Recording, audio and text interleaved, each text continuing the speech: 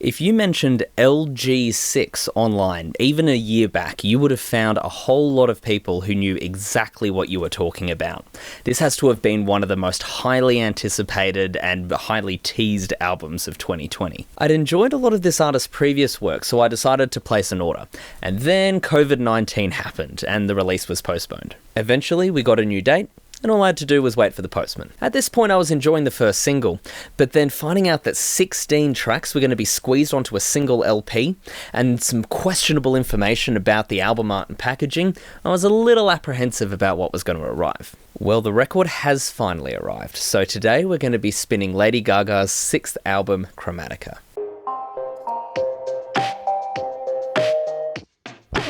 Lady Gaga's Chromatica is dance pop through and through. It's a real return to that electronic genre that we hadn't really seen since 2013's Artpop, which was a very underrated album. But this is not Artpop #2. Those deep modulated synths are gone, and you won't find a piano ballad anywhere. Instead, Chromatica presents itself as fun and uplifting and more dance-focused. In fact, with a near constant tempo throughout the album, you could pretty much dance your way through the whole thing. The lyrics, on the other hand, chronicle the weight of all this expectation placed on her, both by others and herself, as well as her broader mental health struggles when writing this album. She says that a renewed connection to music, as well as the joy of dance, is ultimately what brought her back. On the album, we're hearing this journey through the lyrics, but simultaneously the end result in the music. And she pulls it off pretty well. However, her insistence on a near constant beat can occasionally hold the album back, both in taking advantage of its more vulnerable subject matter, as well as providing musical contrast towards the back half of the album. So how does it sound on vinyl?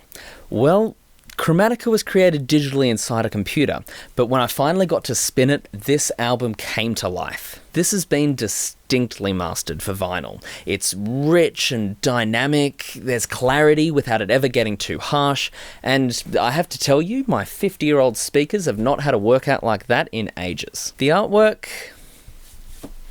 We're going to ignore the obvious album artwork issue for the moment. We'll talk about it, but first, the music. The album starts off with a dramatic orchestral piece. It's large and epic. Gaga describes it as having a feeling of impending doom.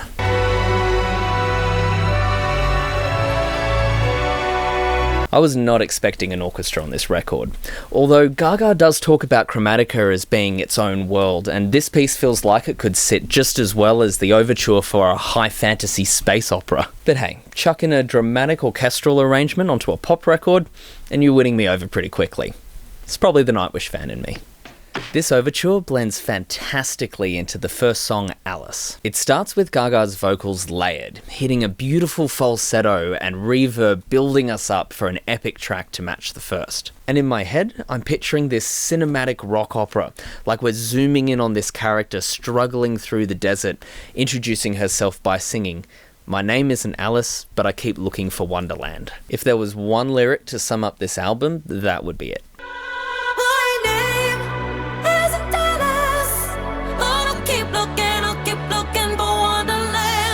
And then all that building tension is released into a sort of flat Europop disco beat. And hey, nothing against Europop, but compared to what we've just heard, the percussion falls thin and is only really partially saved by the deep kick. And considering that the lyrical subject matter is about the desperation of being stuck in a hole of mental trauma responses, the feeling in the vocals is also a bit lacking. Could you pull me out of this alive? The song does regain strength, particularly in the chorus, where we get a return to those fantastic yearning vocals. And the more that other musical layers are introduced, the beat becomes more forgivable.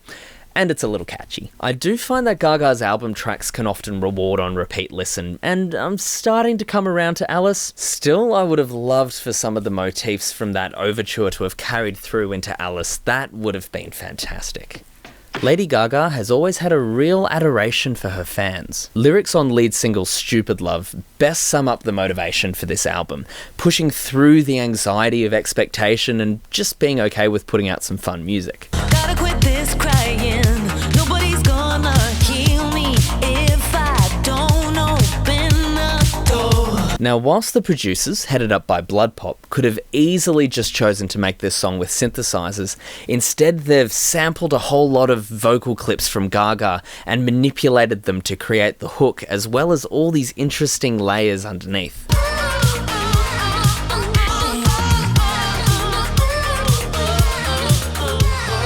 This is a classic catchy Gaga single. In fact, it kind of reminds me of Applause, the lead single from Artpop, particularly the message of shaking off criticism for the love of her fans.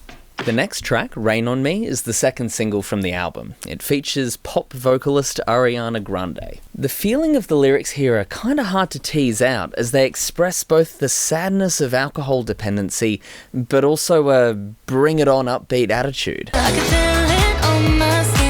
It's coming down on me. Teardrops on my face. Water like misery. Gaga says that each song she writes has to still work if just played on piano, which I think gives her songs a musical quality often missing from dance pop tracks. She also wants the music, which often doesn't end up containing piano, to interpret what her lyrics are about. Rain on Me's incredibly upbeat dance music augments that optimism in her lyrics, but also obscures the rest.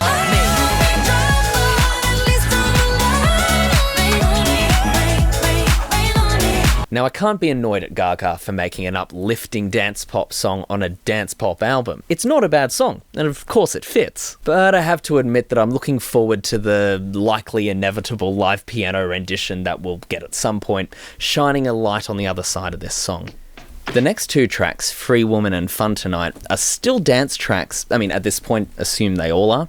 But here there's less musical layers, and that really allows Gaga's lyrics to show through. On Fun Tonight, Gaga sings about how much mental illness can make you feel stuck, and how it hijacks the joy from life. But also how the people trying their best to get you to have fun still have a lack of understanding, to the point where it affects them, it affects you, and you start thinking maybe it would be best just to let them go. Yeah, I can see it in your face. You don't think I'm gonna wait. Maybe it's time for us to say goodbye, 'cause I didn't even notice initially. It's really subtle, but there's strings lying underneath the rest of the music that is adding gravity to Gaga's vocals. what happens now? I'm not okay. And if I scream, you walk away. Fun Tonight doesn't jump out initially, but after a few spins, it's pretty real. As an album track, it really pays off. We're starting Act 2 of the album, and yes, I am loving this orchestra. The music in Chromatica 2 isn't as large as Chromatica 1, like we're now focused on an individual character rather than a grander scene. The strings keep building and then retreating, and a single horn takes centre stage.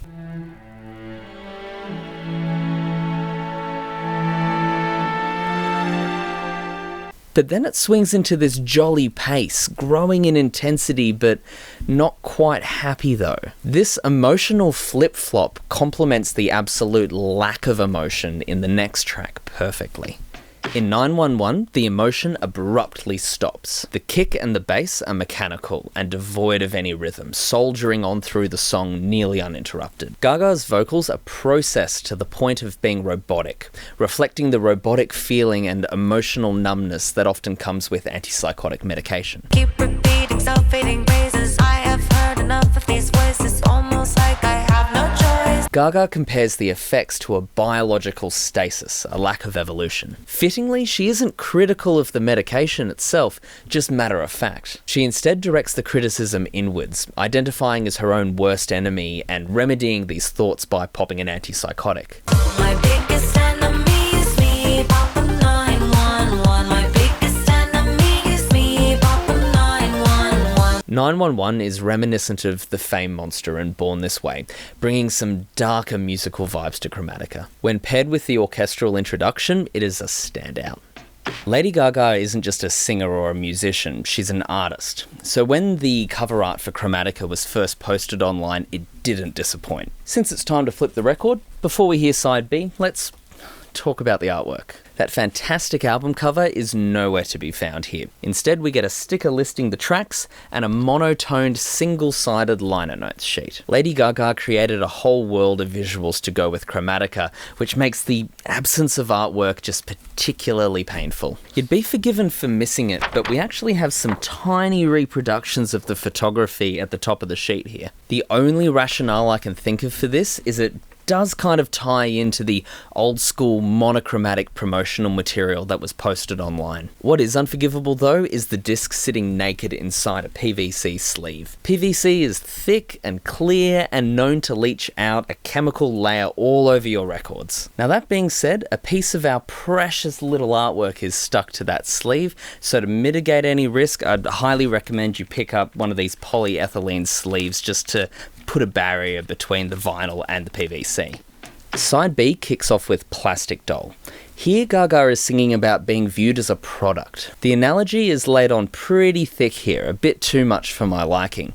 I get the sentiment though. Open me up and cut me loose. I come with a purse and new shoes. This analogy, the dance music, and the fact that I'm a 90s kid meant my mind went straight to that Aqua single Barbie Girl from their 1997 album Aquarium. That song claimed to be social commentary, and lead singer Lennon Nystrom said it was making fun of the Pamela Anderson kind of girl that was existing at the time, and still are of course. Ironically, Plastic Doll seems to be the antithesis to Barbie Girl. Gaga sings about the depression that results from this one-dimensional objectification that's brought on by fame. Questions are directed at her like, tell me who dressed you and what's the price tag, and then surprise when she's sad and crying. But even then concluding that it must be a product variant, Malibu Gaga. Where'd you get that hat? Why is she crying? What's the price tag? A fascination with fame has arguably been one of the longest running themes in Gaga's career,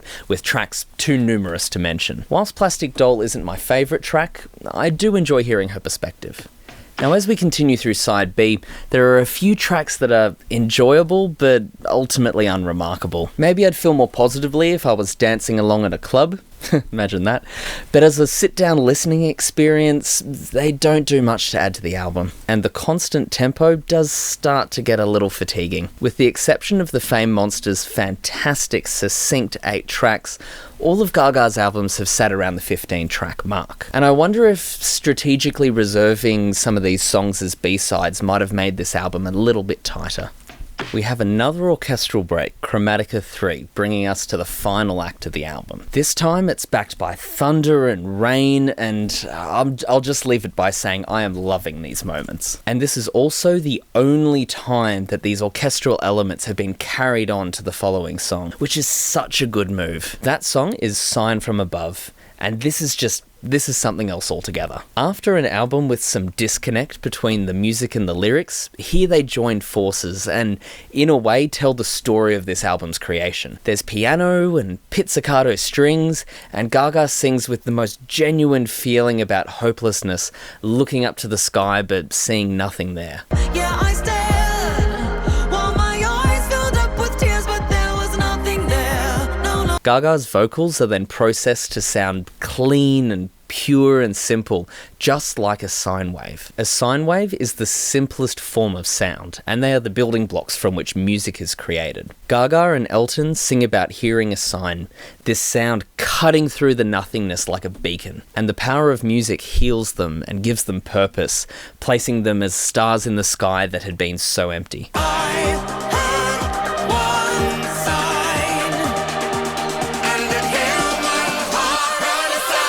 This healing through music is symbolic of what this whole album is about. In fact, the symbol created for the album is centered around a sine wave. Now, just as you think that Sign from Above is ending, the vocals start rapidly rewinding and the rain returns. We get a beat sped up to an entirely different tempo, tripping over itself. The music is chaotic and interrupted, the lyrics are chopped up and echoing. It's like that healing music is getting destroyed. And I wonder whether it represents the noise and distortion that can surround an artist and their music when they come to fame. Sign from Above is a well done song, and I wouldn't be surprised if it becomes a single.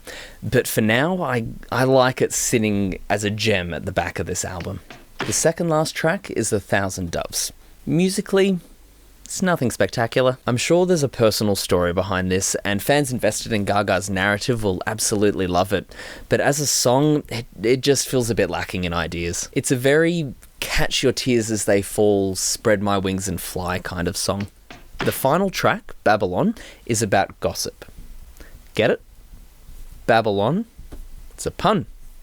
I can respect a pun. There's references to 16th century BC and climbing to heaven atop the Tower of Babel. Maybe it's my non-religious upbringing, but the connection seems to end there. You can serve it to me, ancient city style. We can party like it's BC. Despite feeling a bit like Gaga thought of a pun and then decided to write a whole song around it, it's actually fun and catchy. There's electric piano, saxophone, and a choir with a gospel feel. This is feeling pretty disco. Gossip. Strut it out, walk a mile, serve it ancient city style. It's a surprisingly easygoing close to the album, and certainly not the bang I was expecting it to go out on. It does make sense though. Gaga is accepting that the gossip will continue, and she's dismissive of it. She's finished with the album, and she hands it off to us. And people can enjoy it, critique it, dance to it, or babble about it. They can babble for their life. I'm babbling about it right now. But Gaga will be dancing. Despite being billed as a return to her musical roots, Lady Gaga's Chromatica is its own distinct work. It's more dance than art pop, and it's even more personal than Joanne. I do think that the three acts would have been better served on three sides of vinyl, each side starting with that fantastic orchestra and giving the music more room to breathe. And perhaps on the fourth side, a cool etching of the sine wave logo. But you know, for all of Chromatica's flaws, be they musical, lyrical, or that damn artwork, I'm glad that I pre-ordered this album. But you know what? At 2:45, I think that even I'm going to have to call it. Now, if this is your first time on YouTube, hello. Everyone else, I'm sure you know what all the buttons do. If you feel like pushing some of them, I'd greatly appreciate it. Thanks for joining me tonight, and hope to see you again.